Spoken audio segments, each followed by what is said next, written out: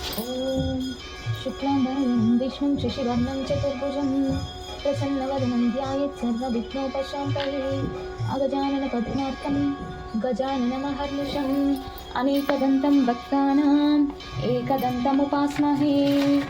ॐ दीपत्वं ब्रह्मरूपोऽसि ज्योतिषां प्रभुरव्ययः सौभाग्यं देहि पुत्रान् च सर्वान् कामान् च देहि मे। ॐ श्रीवाराहिदेव्यै नमः। आचमनम्। ॐ केशवाय नमः। ॐ नारायणाय नमः। ॐ माधवाय नमः। ॐ गोविन्दाय नमः। ॐ विष्णवे नमः। ॐ मधुसूदनाय नमः। ॐ त्रिविक्रमाय नमः। ॐ वामनाय नमः। ॐ श्रीधराय नमः। ॐ ऋषिकेशाय नमः। ॐ पद्मनाभाय नमः। ॐ दामोदराय नमः। ॐ संकर्षणाय नमः। ॐ वासुदेवाय नमः। ॐ प्रद्युम्नाय नमः। ॐ अनिरुद्धाय नमः। ॐ पुरुषोत्तमाय नमः। ॐ अतोक्षजाय नमः। ॐ नारसिंहाय नमः। ॐ अच्युताय नमः। ॐ जनार्दनाय नमः। ॐ उपेन्द्राय नमः। ॐ हरये नमः। ॐ श्रीकृष्णाय नमः। ॐ श्रीवाराही देव्यै नमः। उत्तिष्ठन्तु भूतपिशाचाः एते भूमिवारकाः एतेषामाविरोधेन ब्रह्मकर्मसमारभे। ॐ प्राणायामं पूरकं कुम्भकं चैव रेचकं तदनन्तरं प्राणायाममिदं प्रोक्तं सर्वदेववशङ्करम्। ॐ श्रीवाराहिदेव्यै नमः। सङ्कल्पं मम उपात्तसमस्तदुरितक्षयद्वारा श्रीवाराहिदेवता प्रीत्यर्थं सर्वेषां गोत्रोद्भवानां जीवानां क्षेमस्थैर्य विजया अभया आयुरारोग्यैश्वर्याभिवृद्ध्यर्थं धर्मार्थकाममोक्षचतुर्विधपुरुषार्थफलसिद्ध्यर्थं धनधान्यसमृद्ध्यर्थम् इष्टकाम्यार्थसिद्ध्यर्थम् अस्मिन् देशे गोवधनिषेधार्थं गोसंरक्षणार्थं सकललोककल्याणार्थं वेदसम्प्रदायाभिवृद्ध्यर्थं धनकनकवस्तुवाहनादिसमृद्ध्यर्थं सर्वतोमुखाभिवृद्ध्यर्थं महाकाली महालक्ष्मी महासरस्वती स्वरूप वाराहि देवताम् उद्दिश्य यावत् शक्तिध्यान आवाहनादि षोडशोपचार पूजां करिष्ये।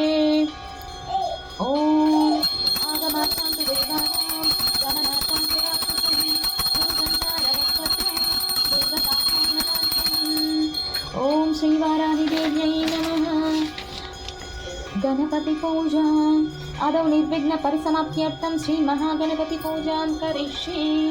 सुमुखैश्चकदन्तश्च कपिलो गजकर्णकः लम्बोदरश्च विकटो विघ्नराजो गणाधिपः धूमकेतुर्गणाध्यक्ष कालचन्द्रो गजाननः वक्रतुण्डः शूर्पकर्णो हेरम्बस्कन्दपूर्वजः षोडशैतानि नामानि यः पठेत् शृणुयादपि विद्यारम्भे विवाहे च प्रवेशे निर्गमे तथा पूजादि सर्वकार्येषु विघ्नस्तस्य न जायते। ॐ श्री महागणपतये नमः। महागणपति प्रसादं शिरसा गृह्णामि। ॐ श्रीवाराहि देवता प्रीत्यर्थं षोडशोपचार पूजा प्रारम्भः। ध्यानं कृष्णवर्णां तु वाराहीं महिषस्तां महोदरीं वरदां दण्डिनीं खड्गं बिभ्रतीं दक्षिणे करे केटपात्राभयं वामे सूकरस्यं भजाम्यहम्। ॐ श्रीवाराहिदेव्यै नमः। ध्यायामि।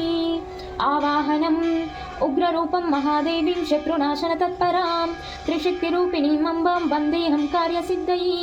ॐ श्रीवाराहिदेव्यै नमः। आवाहयामि। आसनं सूर्यायुतनिभस्फूर्तैः स्फुरद्रत्नविभूषिते रत्नसिंहासनमिदं दण्डनाथां प्रगृह्यता। ॐ श्रीवाराहिदेव्यै नमः। आसनं समर्पयामि। पाद्यं सुरासुरमहामौली माणिक्यकान्तिभिः विराजितपदद्वन्द्वे पाद्यं देवी ददाम्यहम्। ॐ श्रीवाराहिदेव्यै नमः। पाद्यं समर्पयामि। अर्घ्यं पुष्पचन्दनधूर्वादि संयुतं जाह्नवीजलं शङ्खगर्भस्थितं शुद्धं गृह्यतां समयेश्वरी। ॐ श्रीवाराहिदेव्यै नमः। हस्तयोः अर्घ्यं समर्पयामि।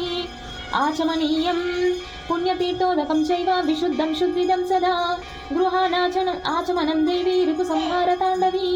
ॐ श्रीवाराहिदेव्यै नमः। आचमनीयं समर्पयामि। स्नानं पयोदधिघृतोपेतं शर्करा मधुसंयुतं पञ्चामृतमिदस्नानं गृहाणासुरपूजिते।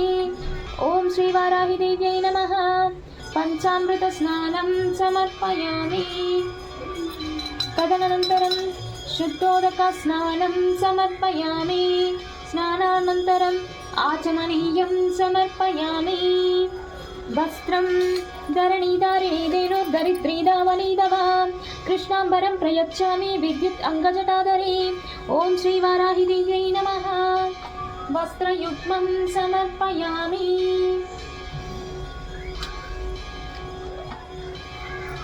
वस्त्रयुग्मधारणानन्तरम् आचमनीयं समर्पयामि यज्ञोपवीतं ऋग्यजुःसामरूपा च परा पौत्रीन्युदुम्बरां सौवर्णं यज्ञसूत्रं ते ददामि परमेश्वरी ॐ श्रीवाराहिदेव्यै नमः यज्ञोपवीतं समर्पयामि गन्धं कस्तूरी कुङ्कुमैर्युक्तं घनसारविमिश्रितं मलयाचलसम्भूतं चन्दनं प्रतिगृह्यता ॐ श्रीवाराहिदेव्यै नमः श्रीगन्धान् धारयामि हरिद्रा कुङ्कुमादि सुगन्धद्रव्यान् समर्पयामि पुष्पम् आभरणं तुरीयावनसम्भूतं नानागुणमनोहरम् आनन्दसौरभं पुष्पं गृह्यतां परदेवताम् ॐ श्रीवाराहिदेव्यै नमः पुष्पाभरणानि समर्पयामि ॐ श्रीवाराहिदेवतामुद्दिश्य अथ अङ्गपूजप्रारम्भः ॐ श्रीवाराह्यै नमः पादौ पूजयामि भक्तोपद्रवनाशिन्यै नमः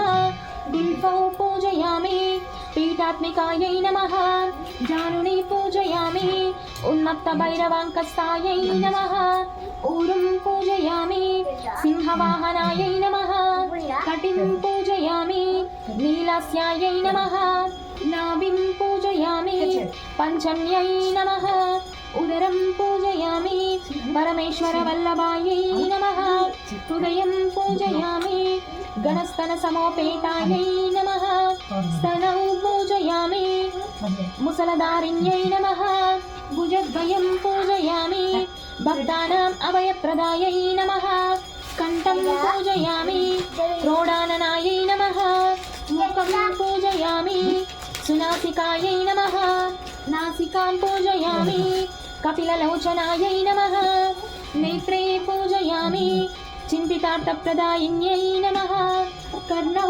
पूजयामि अशुभवारिण्यै नमः ललाटं पूजयामि वराहवदनायै नमः शिरः पूजयामि शत्रुनाशिन्यै नमः सर्वाण्यङ्गानि पूजयामि ॐ श्रीवाराहिदेवता प्रीत्यर्थम् अथ अङ्गपूजा सम्पूर्णम् ॐ श्रीवाराहिदेवता प्रीत्यर्थं वाराही स्तुति नमोऽस्तु देवी वाराही जयैकारस्वरूपिणी जपित्वा भूमिरूपेण नमो भगवत प्रिये जय क्रोडास्तु वाराही देवी त्वां च नमाम्यहं जय वाराहि विश्वेशी मुख्यवाराहि ते नमः मुख्यवाराहि वन्दे त्वाम् अन्धे अन्दिनि ते नमः सर्वदुष्टप्रदुष्टानां वाक्स्तम्भनकरी नमः नमस्तम्भिनि स्तम्भे त्वां जृम्भे जृम्भिनि ते नमः रुन्दे रुन्दिनि वन्दे त्वां नमो देवी तु मोहिनी स्वभक्तानां हि सर्वेषां सर्वकामप्रदे नमः बाह्वोः स्तम्भकरी वन्दे चित्तस्तम्भिनि ते नमः चक्षुस्तम्भिनि त्वां मुख्या स्तम्भिनि ते नमो नमः जगत्स्तम्भिनि वन्दे त्वां जिह्वास्तम्भनकारिणी स्तम्भनं कुरु शत्रूणां कुरु मे शत्रुनाशनं शीघ्रं वस्यं च कुरुते योग्ने वाचात्मिके नमः तचतुष्टयरूपे त्वां शरणं सर्वदा भजे हुमात्मिके पट्रूपेण जयाद्यानने शिवे देहि मे कमलान् रूपान् देहि मे सकलान् कामान् वाराही जगदीश्वरी नमस्तुभ्यं नमस्तुभ्यं नमस्तुभ्यं नमो नमः अनुग्रहस्तुति किं दुष्करं त्वयि मनोविषयं गतायां किं दुर्लभं त्वयि विदानुवदर्चितायां किं दुष्करं त्वयि सकृत्स्मृतिमागतायां किं दुर्जयं त्वयि कृतस्तुतिवादपुंसाम् ॐ श्रीवाराहिदेव्यै नमः ॐ श्रीवाराहिदेवता प्रीत्यर्थं द्वादशनामावलिप्रारम्भः ॐ पञ्चम्यै नमः ॐ दण्डनाथायै नमः ॐ सङ्केतायै नमः ॐ समेश्वर्यै नमः ॐ समयसङ्केतायै नमः ॐ वाराह्यै नमः ॐ पौत्रिण्यै नमः ॐ शिवायै नमः ॐ वाताल्यै नमः ॐ महासेनायै नमः ॐ आसनचक्रेश्वर्यै नमः ॐ अरिघ्नै नमः ॐ श्रीवाराहि देवता प्रीत्यर्थं द्वादश नामावली पूर्णम् वनस्पत्युद्भवैः दिव्यैः नानागन्धैः सुसंयुतम् आग्नेयः सर्वदेवानां धूपोऽयं प्रतिगृह्यताम् ॐ श्रीवाराहि देव्यै नमः धूपमाग्रपयामि दीपं जगच्चक्षुस्वरूपं च प्राणरक्षणकारणं प्रदीपं शुद्धरूपं च गृह्यतां परमेश्वरी ॐ श्रीवाराहि देव्यै नमः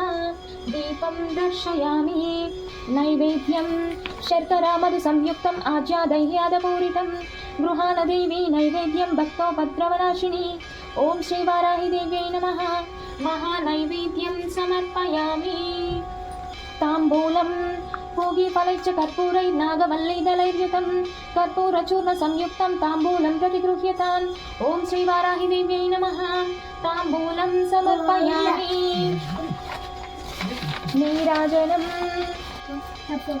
नीराजनं समानीतं कर्पूरेण समन्वितं तुभ्यं दास्याम्यहं देवी गृहिणी हलधारिणी सन्ततश्रीरस्तु समस्तमङ्गलानि भवन्तु नित्यश्रीरस्तु नित्यमङ्गलानि भवन्तु सर्वमङ्गलमाङ्गल्ये